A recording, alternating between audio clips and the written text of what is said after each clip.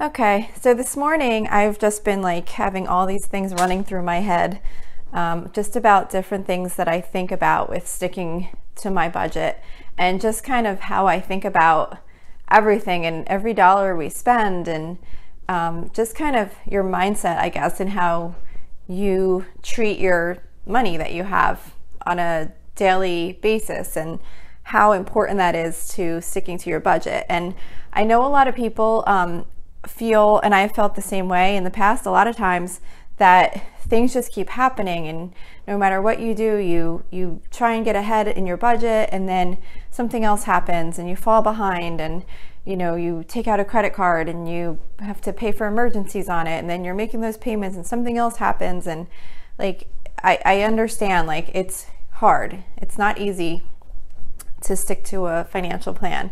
But I can guarantee that if you really are careful with your money and how you're spending it, you can make like huge improvements. Just simple little things. Like, so many people, like people that I know, just make fun of me just about how I am, and they make fun of my budget, and oh, it's not in the budget, so she's not going to do it. But it's true. Like, say for example, going to the movies. My kids know there's no chance we're going to the movies on a Friday night. It's not going to happen. I mean, I'm not saying if their friends were going to go to the movies and they wanted to go with them and they use like their chore money or whatever, that's one thing. But like, if I'm taking the kids to see a movie, it's on Sunday morning matinee, because it's $6 a person. We go to Target, we get snacks and drinks at Target, we smuggle them in our little bag, and we go see a movie. And it's literally, I think it's even more than half the price less, like, a bigger savings than half off for doing that. So it doesn't seem like that one big thing would make a difference, but when you apply that logic to like everything you do, and really, be mindful of every dollar you're spending and make sure you're getting the best use out of it, it all adds up. Like, I know that's a common saying, oh, it all adds up, but it's true. It really does. And debt, like watching your debt, like don't let yourself, if you can at all possibly avoid debt, like completely, that's like my hugest thing right now. I'm trying to never have debt in my life from this point forward. But if you can change your mindset about debt, like I was talking to my son about college loans and stuff, because one of our main goals right now is he's in college, and our plan is for him to get through school completely debt-free. He's doing community college for the first 2 years. He's working part-time. So we want him to try and go to a state school. We're really doing everything we can so that when he gets out of college, he has no payments. And like, I was kind of talking to him about it one time with the payments and everything, on student loans, because I was still paying my student loans up until recently. And, he's like, oh, well, it's not really the payments that bothers me. It's the interest that I'm paying. It's like that, all that extra cost. And I said to him, like, I understand that, but it's not just the interest, it is the payment. I mean, think about like these not debt-free, like zero interest payment plans. And, you can buy this great item and pay it off over, 12 months or 18 months or whatever with no interest. And it sounds like a great idea. Yes, there's no interest on it, so you're getting that to borrow that money for free. But you now have an extra payment.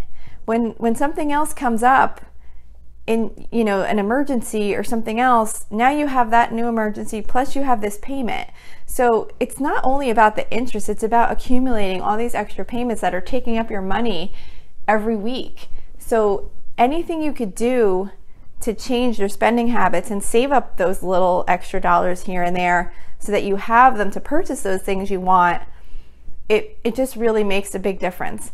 And it can actually be really fun. Like, I know, like, probably most people don't find it fun, but I really enjoy this. Like, it's kind of like a game to me. Like, I love setting up my spreadsheets for my new budgets. I love going in and updating my balances when I get paid, and when I do the bills, and if I like save a little bit. Like, one day I was just like, you know what, I'm just gonna send $20 to the savings account. Like, yeah, it was only $20, it's not a huge deal, but it was $20 that we didn't have in savings before.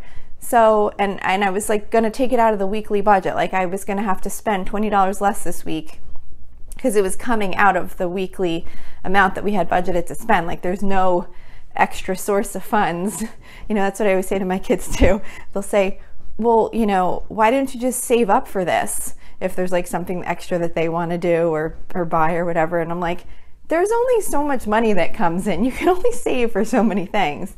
So, you know, but by living in a way that you're really watching all of your money and putting it where you want it to go, you really can make big improvements. And don't get hung up on things that have happened in the past or things that even just happened that messed you up. Like say you had an emergency and you put something on a credit card and now you have that to pay off. Like don't go crazy trying to make that up or think like because that happened you can't get ahead. You can always restart. Just restart today. Move forward from right now, wherever you're at, come up with a plan. If you need to take on an extra job, I know some of you probably already have that, but a lot of people don't.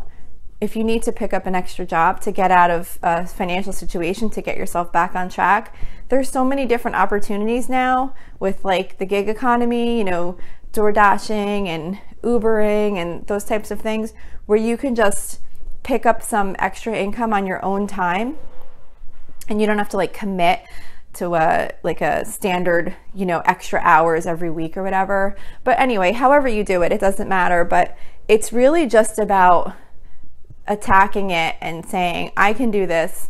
Today's a new day. I'm going to start. I'm going to make sure that I'm watching what I'm spending, that I'm getting the most out of my money. And if you're in debt, try and put everything you can towards debt so that you can get out. Because that's what really kills so many people is having all those debt payments. So definitely work on getting rid of your debt as soon as possible. And that's really fun too. Like if you are paying off debt, it's so fun. Like every time you, even if it's just like small extra payments, every time you make extra payments and you could like watch that balance go down and just kind of track it, it's like really motivating, like to see that you're making progress. And really try and think of different ways to do things. If you are in a situation where you feel like you're gonna have to charge something because you don't have the money for it, like an emergency comes up or whatever, if at all possible, try to find an alternative or think like, does this really, really have to be done? Like, for example, we have a home repair that needs to be made, and like most people would just make the repair. But it's kind of expensive. We don't have the money for it right now. I'm determined to not go into debt. So we're waiting on it. And it's not like a life, like safety issue thing. If it was, of course, we would just have to somehow figure out a way to do it. But it's not something that's like hurting anyone. It's just like one of those things that, you know, anyone else would be like, oh, that's broken, we got to fix it right away. Well, for us, we're just like living with it because we know that that's not the priority right now. The priority is meeting our other financial goals.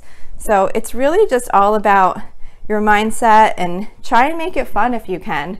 It's something that can be fun. You know, you can set goals, you can celebrate achievements. It doesn't have to be expensive celebrations. Like I heard somewhere about doing like a wine and cheese tasting, like going to Aldi and buying like some of their cheeses and getting like some inexpensive like wines or whatever, and just like having like a little fun cheese tasting thing. Or you know, sometimes I'll just get like, I don't know, like ice cream, and it's like for the kids, like, oh yay, we got ice cream, we're gonna do like ice cream or a dessert, or I don't know, just little things you could do to celebrate as you make these little achievements and as you change how you're spending your money.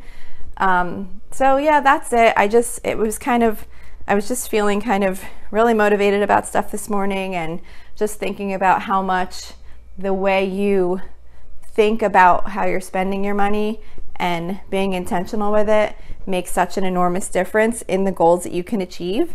So you can achieve the goals.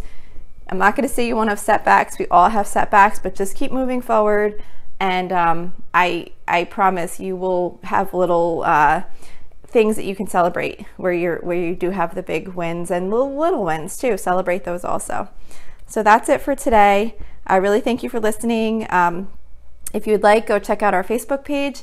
It's facebook.com/Lola's Frugal Life. It's all one word, no apostrophe.